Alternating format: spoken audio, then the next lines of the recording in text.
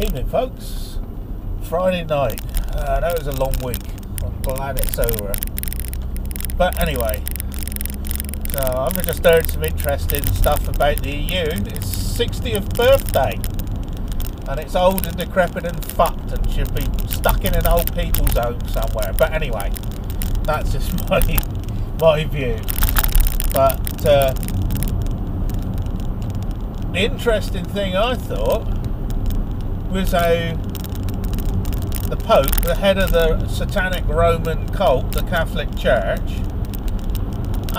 is hosting the 60th birthday party. And why would a satanic religious leader want to host a trading block's birthday party? And could it be that they've been in charge all along? So, you know, you've got the Vatican, which is the religious wing of this cult. You've got London, which is the financial wing of this cult.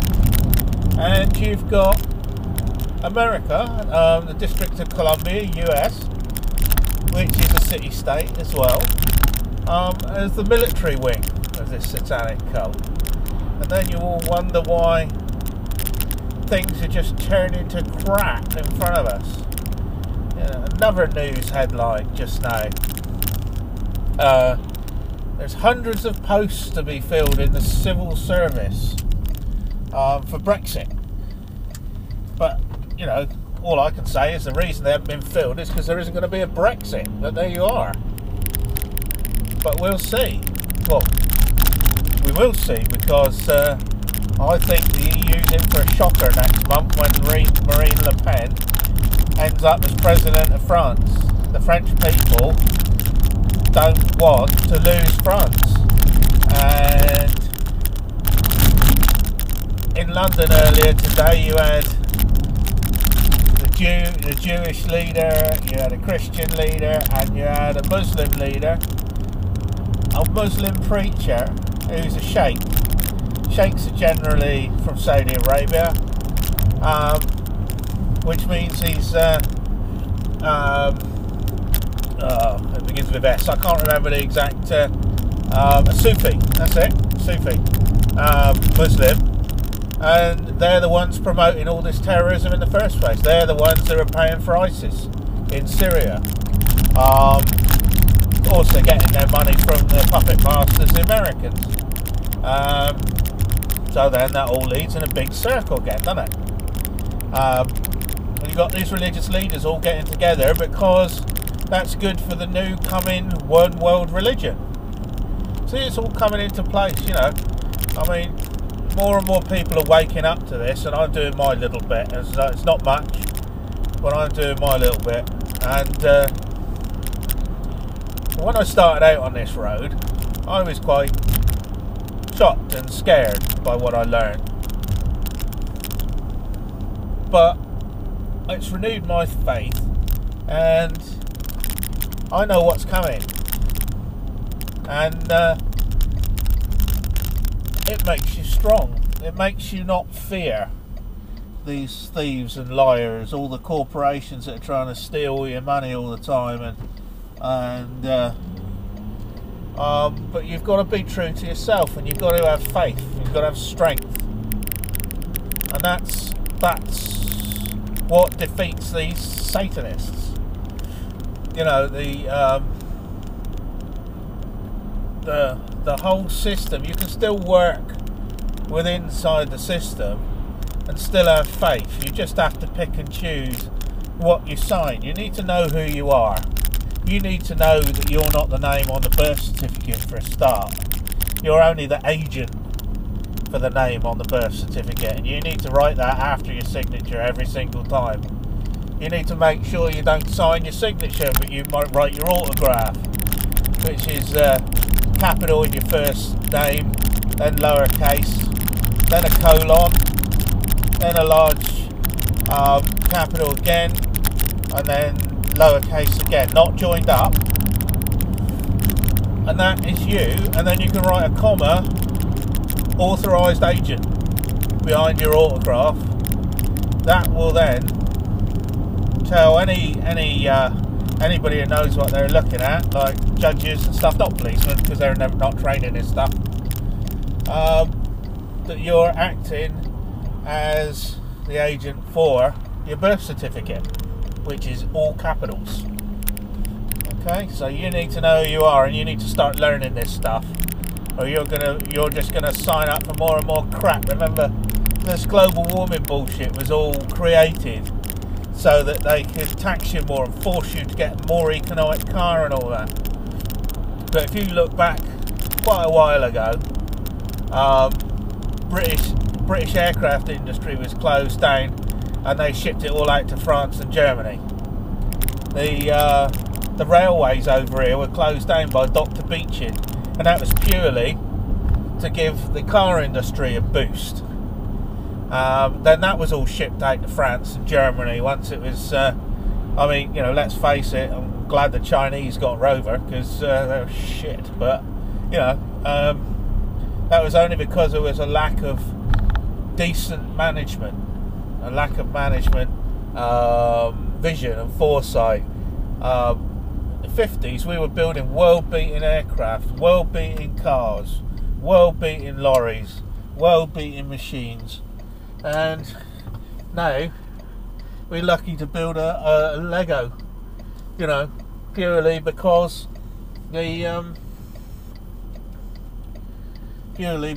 everything's been dumbed down.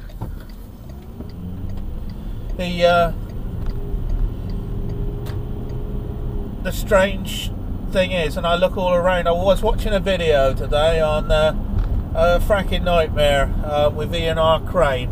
Look him up, he's big in the anti-fracking movement, and he's very good at what he does. He researches everything he says. He never says believe me. He always says go and do your own research, don't believe what I say. And that's what I'd advise everybody to do. But if you watch his video, they were on the receiving end of some heavy-handed police this week. And when you actually looked at the video, it's not so much the heavy-handedness that I was interested in, but it was more the looks on their faces. Now, there was some police there, absolute psychotics, and you could see it. They just wanted to give everybody a hiding, but they couldn't because there was too many cameras around. There was a young lady copper there who just looked, she didn't look scared, she looked bemused. Like, why are we doing this to these old people and to these peaceful protesters? She couldn't understand it, why it was happening. And it's because those old people in their anoraks and their wellies and their holding their bits of cardboard and their mobile phones videoing they know the difference between right and wrong, and that lady copper knew the difference between right and wrong. And unfortunately, psychotics will never figure out the difference between right and wrong because they'll never bother thinking about it. And those are dangerous people, but with political charities like Common Purpose, who actually train people to be like this, and they get millions of pounds in government training grants every year, and they actually train the police. They train senior services people, not that we've got much of them left. They're an insidious, poisonous training organisation that the taxpayer funds, and they teach people to overstep their authority. And it wasn't so long ago that police wore white shirts and pointy hats. Now they all look like the SES, but probably without the levels of skill that the SES have got, which is quite scary, really. Give a moron a machine gun, and what do you get? And the state will always use morons to put down dissent. But a lot of those coppers in that line were thinking the same thing as the people on the receiving end were thinking. Why are we doing this?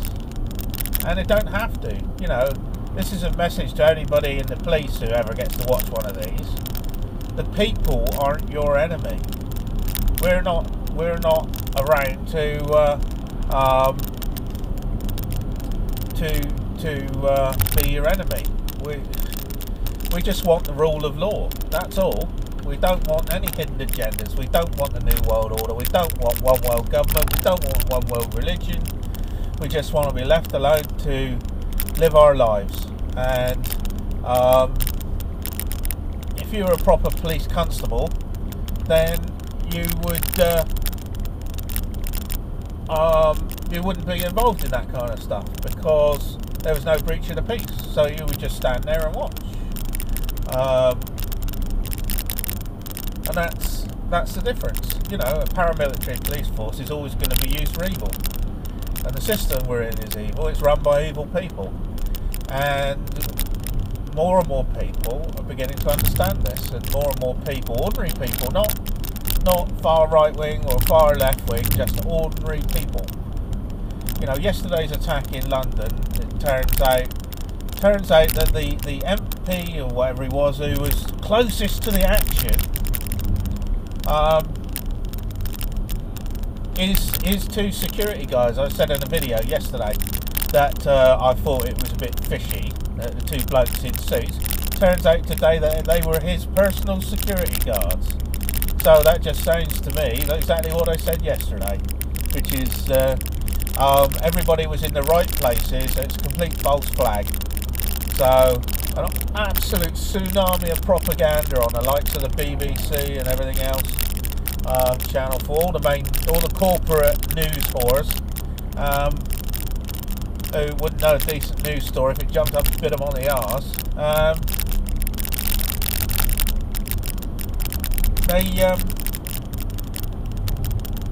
I've lost my track again. It's concentrating on driving. Yeah, all those corporate news whores are actually in the right places at the right times. Oh, you know, and it's exactly the same MO as the French attacks and the German attacks, and there was one in Belgium last night, you know, supposedly, which is a load of crap, because who in their right mind, if you were stupid enough that you wanted to go and kill loads of innocent people, and you had a car, and you had a machine gun in the boot, what would you do? Well, you certainly wouldn't just drive your car into a few people, would you? If you were evil enough to do that, you would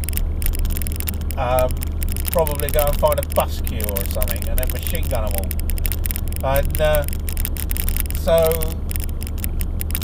the state has to provide us with an enemy. The state's scared. The state is losing control. You can see it all round. The economy's about to collapse. We've got £2 trillion worth of debt. £5,000 a second we're paying to the banks. There's no way we can ever pay this back.